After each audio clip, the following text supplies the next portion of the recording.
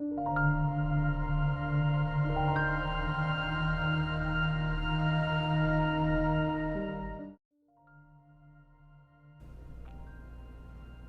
players take turns rolling two fair die.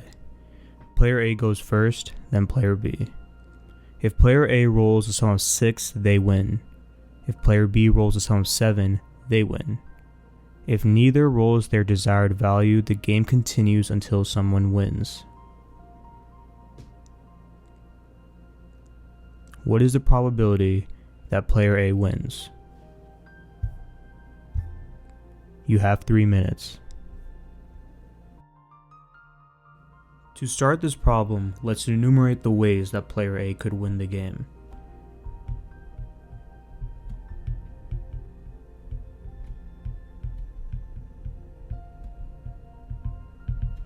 So the first and most direct way would be if, on their first turn, player A rolls their 2 die and get a sum of 6.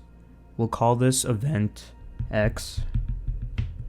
A rolls sum of 6. The second way that player A could win would be if they do not get a sum of 6, and then player B does not roll a sum of 7. Let's now denote the event Y as B rolls sum of 7. So in order for the second way to occur, we would need not X, then not Y, and then third, just X to occur. This would mean that player A does not win on the first roll, player B does not roll on his first roll, but then player A wins on his second roll. Okay, now we have the third way, which would be player A does not win, player B does not win, player A again does not win, player B does not win, and then on player A's third roll, he does win. So we can go on and just keep getting an infinite amount of these different situations, because this game could theoretically go on for infinitely long if neither player A nor player B win their respective rolls.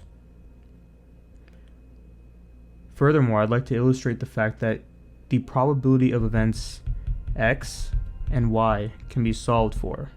And actually, let's do that right now to simplify these calculations. So the probability of X is equal to the event in which 2 die are rolled and they sum to 6. So this can occur if a 1 and 5 is rolled, 2 and 4, 3 and 3, 4 and 2, and 5 and 1 are rolled. So this is 5 possibilities out of the 36 total that occur when you roll 2 die.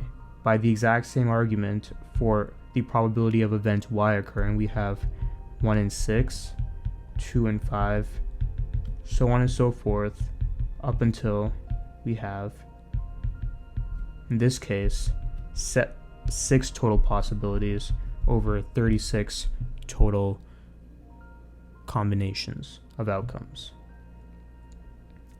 Great, so we can now solve for these probabilities. Copy. And begin to better understand what exactly they are representing. So, this first one, we have just the probability of X, 5 over 36. This second one, we have X prime times Y prime times X. Again, because these events are occurring independently and in a sequence, we can multiply their respective probabilities to get the cumulative probability of such an event occurring. So this first one, X prime, is actually equal to the event X not occurring, or 1 minus the event X occurring. So in this case, 1 minus 5 over 36 times 1 minus Y prime would then be 5 6, because it's 1 minus 1 6, times just X, which we know to be 5 over 36. And actually, so we can rewrite these expressions right there as 31 over 36 times 5/6. And what we see right here is that we get this exact expression twice. We get it once right here, x prime times y prime, we get a second time right there. And by multiplying those two probabilities, squaring them, we get this value right there, times 5/36. And so we can get a generalized formula for this, where for on the nth round, where we have the game does not end after n rounds, and then on the nth round, on player A's nth turn, the game does end. We have that it is equal to 31/36 times 5/6 to the n minus 1 times 5/36. I would like to reiterate that this can go on for an infinitely large amount of times. So this question asks us for the probability of player A winning, and it's important to note that all of these events correspond to that occurring, so we would actually be summing up over all of these distinct cases. However, this is an infinite sum, so there's no direct or immediate way to solve this or compute this value, unless, however, we use the formula for a geometric sum, which states that the sum is equal to an initial value times 1 minus r, where r is our coefficient that we're multiplying by each time.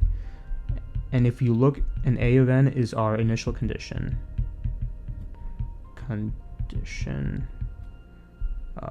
Ratio.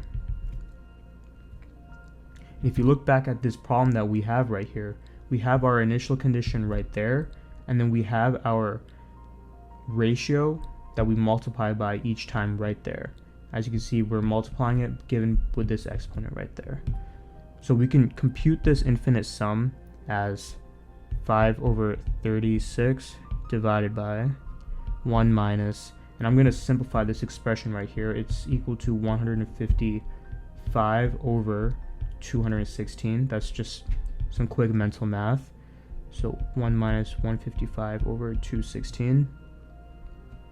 This is equal to 5/36 divided by, 61/216.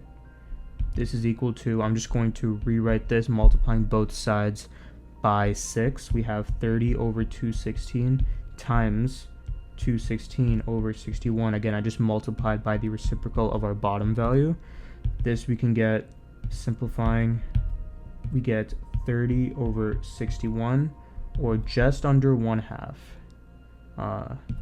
Yeah. Which is actually quite surprising if you think about it. Or shouldn't say it's surprising, it intuitively makes sense that even though the probability of player A winning in a given round is less than the probability of player B winning, it's 5/6 or 5/36 versus 6/36, this difference in probability is offset by the fact that player A does indeed get to roll first, and we get a probability that's quite close to 50-50. It's actually equal to around 0.49.